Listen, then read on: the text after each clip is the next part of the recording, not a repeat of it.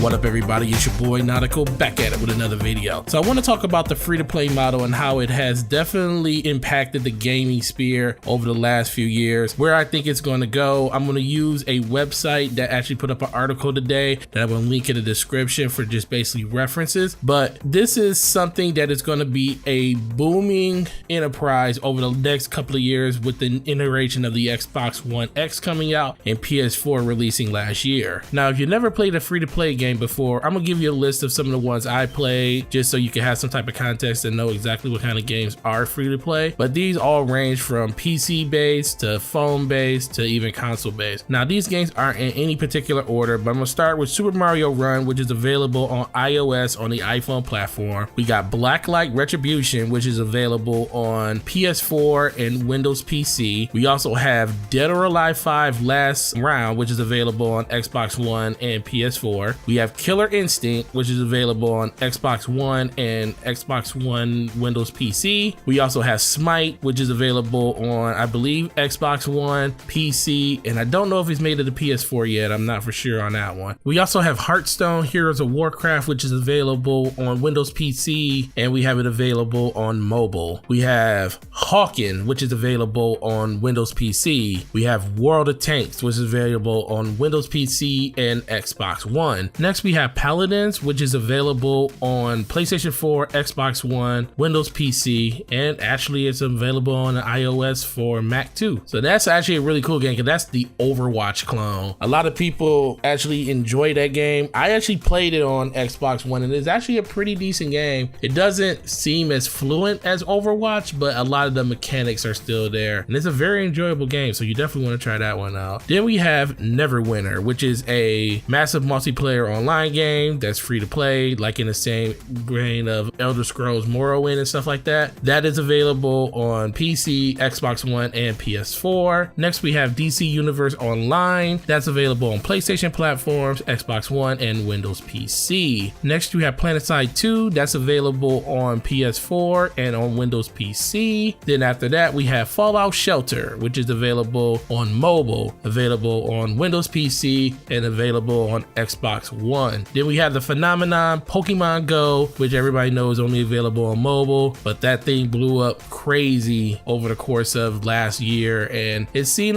a lot of a downturn on it, but a lot of people are still coming back and still playing it daily. They added a lot of new things to that game when it comes to raids and just tournaments and stuff. It's actually pretty cool now. And last but not least, and I probably would think this is probably going to be the best free-to-play game right now, which is Warframe. That is available on Xbox One, PS4, available on Windows PC through Steam. This game is phenomenal. You want to talk about a game that has changed itself fundamentally over the course of the time that it's been in its early access, is which I think Warframe is still in. It's crazy. This game used to just be run down corridors and kill as many enemies you can to complete an objective, and it's still that, but now they have a new expansion that's coming out that's making it open world. You went to having arc wings in the game to give you more mobility in the game, to fly in space and everything. It's crazy how much they changed this game. I haven't been involved in Warframe consistently for like 3 years now. I played a lot when they were back in update 11, 12, 13, all the way up to 14, and I think 14 is when I stopped. They're like at 19 something and maybe 20 now, but just the iterations they have made on this game are amazing. I cannot thank Digital Extreme enough for the work that they're doing in the actual free-to-play space. You get what you pay for with Warframe. It is a lot of grind. The grind is real in that game, but it's very rewarding to be able to see that you are always being supported. That money is going to great use that they use in Warframe, and I cannot thank that studio more for the things and the work that they do. But we already see with just a couple of these games that a lot of them are really heavy performers when it comes to console based. Warframe's one of them. Killer Instinct is another one on the actual Xbox One that's doing really well. I don't know if anybody's noticed it, but free to play has really gained a lot of momentum when it comes to their presence on different different platforms. It is still very prevalent on the mobile devices and PC, but you can see just by the list of games that I mentioned, consoles are really coming up fast, and I really expect that. And even in this article, they expect with the new Xbox One and PS4 Pro already being out, they expect that number to skyrocket more. We already heard from Microsoft about USB coming to the Xbox One X, which will give it the ability to have third-party webcams. It's also being talked and rumored about it having keyboard support, and that's going to make even more of these PC-centric games come over to the Xbox One X, and same for the PS4 Pro if they implement the same features that the Xbox is doing. So the future looks bright for any type of developer that wants to make their game free to play and bring it to the console space. We also just had Fortnite that just released. Now that isn't a free to play game right now, that is a full release game. You can actually buy into it for $39.99 and get a lot of the in-game currency and stuff that you would actually enjoy in the game. But it's also being rumored that this is basically early access to the game. You're basically paying to get the chance to play this game before everybody else, and all of your stuff that you actually put into your characters now will carry forward when it actually releases as a free-to-play model. And a lot of developers are now doing that because they feel like they're giving you a service by allowing you to buy the game early to test it out, to help them build the game the way they want it to be. And then when the game is fully complete and polished, they'll take all that extra money that they actually saved through development by having feedback from the players, and they're going to make it even better game when it releases to the full masses in the free-to-play model. So I definitely believe that Fortnite is going to be one of those games that's going to hit free-to-play, and it sucks that I had to pay $60 to get the digital deluxe pack because I definitely would have liked to play this game for free. But you know what? I also like the fact that it gives you the option to do it. You pay money into it now, you get more stuff now, get a head start on the people before it does go free to play. And if anybody's like me, if you're interested in the game, if you can buy it now versus waiting a year to play it for free, I think we will all pay for it now. I don't even think we hit the apex of free to play yet. I think over the next few years, you're going to see free to play hit levels that are unseen even to the PC space. And even on PC, there is a lot of free to play games. Like if you just Google a list of free to play games on PC, you'd be surprised how many are there. Now, a lot of those might be shovelware and just throwaway games, a lot of clones of other games, but the fact that